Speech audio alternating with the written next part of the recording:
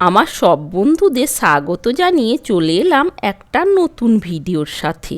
পুরো ভিডিওটা দেখার অনুরোধ রইল। ভালো লাগলে একটা লাইক দিয়ে আমার এই জার্নিতে সাথে থাকার অনুরোধ রইল। চলুন তাহলে রেসিপিটা শুরু করা যাক।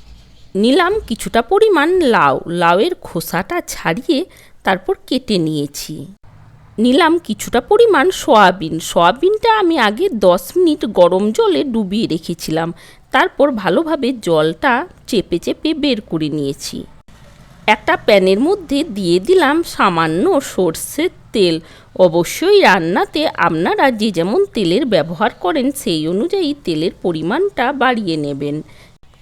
এবার প্যানের মধ্যে তেলটা ভালোভাবে ছড়িয়ে নেওয়ার পর সয়াবিনগুলো একটু ভেজে নেব। যেহেতু তেলের পরিমাণটা কম আছে তাই একটু সময় নিয়ে সয়াবিনগুলো ভেজে নিতে হবে। একদম কম ফ্লেমে এগুলো 4 থেকে 5 মিনিট মতো ভেজে নিয়েছি। এবার সয়াবিনগুলো নামিয়ে নেব। ওই প্যানের মধ্যেই দিয়ে দিলাম সামান্য সর্ষের তেল। তেলের মধ্যে দিয়ে দিলাম সামান্য 5 ফোড়ন। ফোড়ন থেকে একটা মিষ্টি সেন্ট বের হলে এর মধ্যে দিয়ে দিলাম একটা পেঁয়াজ। আমি পেঁয়াজটা একটু গ্রেটারের সাহায্যে গ্রেট করে নিয়েছি। পেঁয়াজটা একটু নাড়াচাড়া করে ভেজে নেব। দেখুন গ্রেট করে নেওয়া পেঁয়াজটা একটু লাল লাল করে ভেজে নিয়েছি। পেঁয়াজটা একটু লাল করে ভেজে নেওয়ার পর আমি এর মধ্যে দিয়ে দেব একটা গ্রেট করে নেওয়া টমেটো। টমেটোর সাথে পেঁয়াজটাও একটু নাড়াচাড়া করে নেব। সয়াবিনের সাথে লাউ দিয়ে এইরকমভাবে রেসিপিটা যদি না বানিয়ে থাকেন একবার এইরকমভাবে বানিয়ে দেখার অনুরোধ রইল। দিলাম জিরে গুঁড়ো, তার সাথে দিলাম ধনে গুঁড়ো, আর দিয়ে দেব সামান্য লঙ্কার গুঁড়ো। তার সাথে দিয়ে দিলাম সামান্য হলুদের গুঁড়ো। এবার সামান্য জল দিয়ে মশলা বেশ ভালোভাবে কষিয়ে নেব। প্রায় 4 থেকে 5 মিনিট সময় নিয়ে মশলাটা বেশ ভালোভাবে কষিয়ে নিতে হবে। জল দিয়ে দিয়ে আর ঢাকা দিয়ে দিয়ে মশলাটা বেশ কিছুক্ষণ সময় নিয়ে আমি কষিয়ে নিয়েছি। দেখুন মশলা বেশ ভালোভাবে কষানো হয়ে গেছে। এবার আমি এর মধ্যে দিয়ে দিলাম ওই ভেজে নেওয়া সয়াবিন। সয়াবিনের সাথেও মশলাটা বেশ ভালোভাবে কষিয়ে নেব। মশলার সাথে সয়াবিন যত ভালোভাবে কষিয়ে নেবেন মশলার ফ্লেভার তত ভালোভাবে সয়াবিনের মধ্যে ঢুকে যাবে। 3 থেকে 4 মিনিট মতো মশলার সাথে সয়াবিনটাও বেশ ভালোভাবে কষিয়ে নিয়েছি। এবার আমি এর মধ্যে দিয়ে দিলাম ওই কেটে নেওয়া লাউ। আপনারা রেসিপিটা যেরকম পরিমাণে বানাতে চান সেই হিসাবে সব কিছু উপকরণ বাড়িয়ে কমিয়ে নেবেন।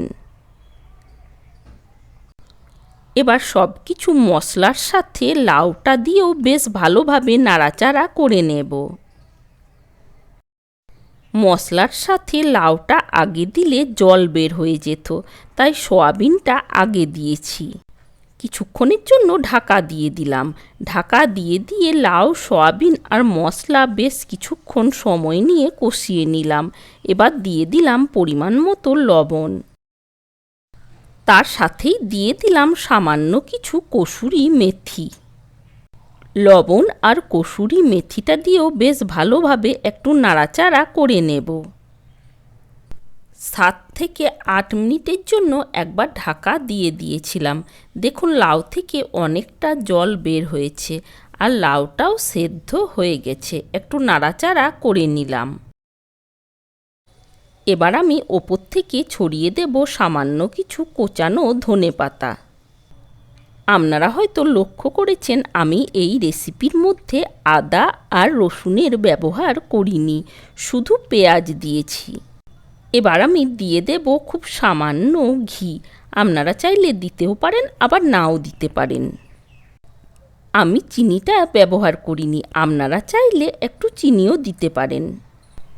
ওপর থেকে ছড়িয়ে দেব সামান্য গুঁড়ো করে নেওয়া নারকোল।